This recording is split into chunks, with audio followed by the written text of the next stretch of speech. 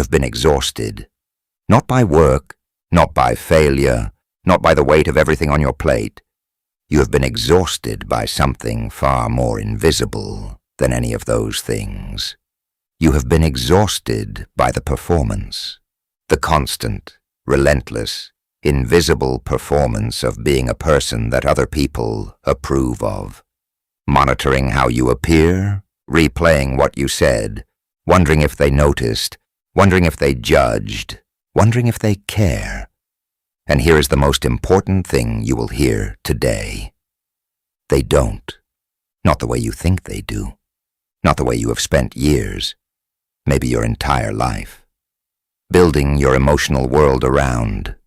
And once you truly understand that, not just intellectually, but in your bones, something shifts, the performance ends, the exhaustion lifts, and for the first time in longer than you can remember, you get to just be. The wiring. Let's start with the science, because this is not a character flaw, this is biology. Your brain was built for a world that no longer exists. 60,000 years ago, being rejected by your tribe did not mean embarrassment. It meant death. Social approval was survival. Disapproval was danger. Your nervous system treated the opinion of others like a matter of life and death. Because it was.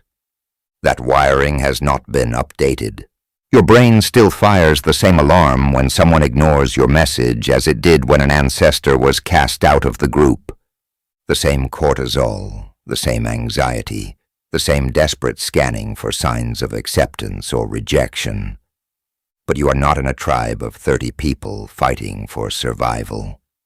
You are in a world of 8 billion people, most of whom have never thought about you once in their entire lives. And the few who do, they are too consumed by their own performance to think about yours for more than a passing moment. The Stoics understood this 2,000 years before neuroscience could measure it. Marcus Aurelius. Marcus Aurelius was the most powerful man in the world, emperor of Rome, commander of armies, responsible for the lives of millions. If anyone had reason to care about public opinion, it was him. And yet he wrote this, in the private pages of a journal he never intended anyone to read. It never ceases to amaze me. We all love ourselves more than other people, but care more about their opinion than our own. He saw it clearly. From the highest seat of power in the known world, Marcus Aurelius could see that the people whose approval we chase are themselves chasing someone else's approval. It is a chain of insecurity that stretches across every level of human society. The person whose opinion terrifies you, they are lying awake worrying about someone else's opinion of them. Nobody is at the top of this chain. Nobody has arrived at a place of being so admired, so approved of, so validated, that the hunger finally stops. Marcus knew this. He wrote about it every night, not for publication, not for posterity, for himself. Because even as emperor, he still had to remind himself. The spotlight effect. Psychologists call it the spotlight effect. Your brain's tendency to dramatically overestimate how much other people are thinking about you. The awkward thing you said in the meeting on Tuesday, you have replayed it 14 times. The person you said it to has not thought about it once. The outfit you almost did not wear because you were worried what people would think. Nobody noticed. The post you deleted because you were afraid of how it would land. The 3 people who saw it before you deleted it have already forgotten it existed. We are each walking around convinced that we are at the center of everyone else's attention, but everyone else is walking around convinced of exactly the same thing about themselves. We are all performing. We are all watching ourselves perform. And almost none of us are watching each other the way we think we are. You have been performing in a theater that has been empty for years. The Stoics are standing at the door, telling you it is safe to walk off stage. Epictetus. Epictetus was born a slave. He owned nothing. He controlled nothing. His body, his time, his freedom, all of it belonged to someone else. And from that position, stripped of everything the world says you need to feel worthy, he built the most powerful philosophy of self-ownership that has ever been recorded. He wrote, "Seek not that the things which happen should happen as you wish, but wish the things which happen to be as they are, and you will have a tranquil flow of life.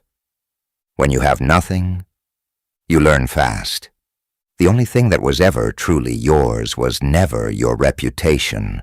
It was never other people's opinions of you. It was never the approval you spent so much of yourself chasing. The only thing that was ever truly yours was your own judgment, your own response, your own character. Everything else was always borrowed." Seneca spent his life warning Rome's most ambitious people about the exact trap you are in right now. He wrote, "It is not that I am brave, it is that I know what is worth being afraid of." And what he was afraid of was not failure, was not poverty, was not death.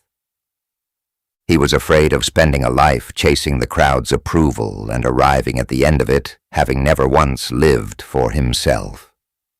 He wrote about time with a ferocity that still feels urgent 2,000 years later, because he understood that every hour spent performing for other people is an hour stolen from the only life that was ever actually yours. Attention is not love. Read that again. Attention is not love. The person who likes every post may not know your name next year. The room that applauds you today will find someone else to applaud tomorrow. Approval is rented. It is never owned. And the rent is due every single day. The truth. Nobody is coming to save you. Nobody is going to arrive and finally give you the validation that makes you feel enough. Not your parents, not your partner, not your followers, not your colleagues, nobody. And I want you to hear that not as a tragedy, but as the most liberating sentence you have ever been offered. Because if nobody is coming, then you are already free. Free from waiting, free from performing, free from building your life around a rescue that was never going to come. The Stoics did not wait for the world to confirm their worth. They decided it internally, privately, irreversibly. Marcus Aurelius decided his worth in a private journal by candlelight in a military camp on the edge of a war. Epictetus decided his worth in chains. Seneca decided his worth while advising a tyrant who would eventually order his death. None of them waited for comfortable conditions. None of them waited for the world to make it easy. They decided, and then they lived accordingly. Private discipline. Here is what changes when you stop performing for others. You get your standard back, not the standard of the crowd, not the standard of the people watching, not the standard of the algorithm or the comment section or the group chat. Your standard. The work you do when nobody is watching. The choices you make when there is no audience to approve them. The character you build in the moments that will never be posted or shared or seen. Marcus Aurelius was building this every night in his journal. Not a public image, not a legacy, a private standard. Held by himself, judged by himself, accountable to himself alone. And that standard, that private, unwitnessed, unglamorous daily standard, is the only thing that produces genuine self-respect. Not the likes, not the praise, not the approval, the standard. What choosing yourself looks like. So what does this actually look like? In an ordinary day, it looks like sending the message without editing it 14 times to manage someone else's reaction. It looks like making the decision based on what you believe is right, not what you think will be most approved of. It looks like ending the conversation that drains you, without performing guilt about ending it. It looks like doing the work at 6 in the morning when no one will ever know you did it.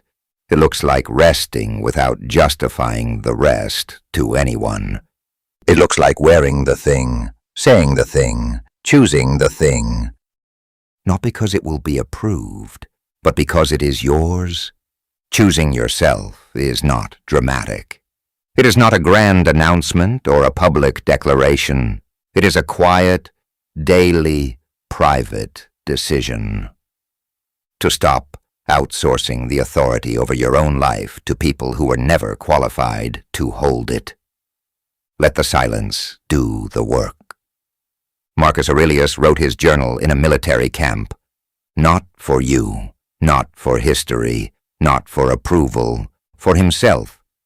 2,000 years later, you are reading it, because work done without an audience often outlasts everything done for one.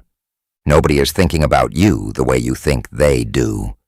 And that is not a rejection, that is an invitation to finally stop performing, to finally stop waiting, to finally, fully choose yourself. The theater is empty, the stage is yours. Walk off it and go build something real,